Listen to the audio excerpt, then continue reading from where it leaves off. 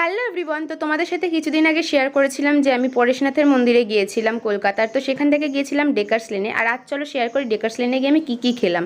তো ডেকার্স লেনে আসবো আর ফেমাস অরুণদার দোকানে যাবো না তাই কখনো হয়? তো অরুণদার দোকানে গিয়ে প্রথমে খাবার নিয়ে নিয়েছিলাম, কিন্তু আনফর্চুনেটলি সেদিন ওখানে বেগুন সুন্দরীটা ছিল না, শেষ হয়ে গিয়েছিল। তো যা যা নিয়েছিলাম সেগুলো বেশ খেতে ভালোই ছিল।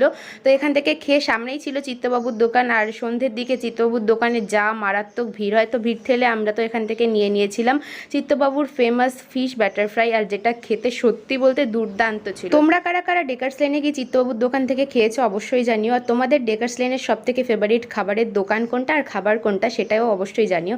তো দেখো ভিড় ঠেলে আবার বেরিয়ে চলে আসলাম ওখানকার একটা ফেমাস লস্যির দোকানে, যেখানে ছিল বাদাম লস্যি আর ম্যাঙ্গো লস্যি। তো স্পেশাল এই ম্যাঙ্গো লস্যিটা নিয়েছিলাম, যেটা 50 টাকা নিয়েছিল। আর টাকা আন্দাজে দারুণ ছিল খেতে। দেখলে আমি স্ট্র দিয়ে খেতে পারলাম না, কারণ ওটা রাবড়ি আর ড্রাই ফ্রুট দিয়ে ভরা ছিল। তো আসার সময় ফুচকা খেয়ে চলে আসলাম। টাটা।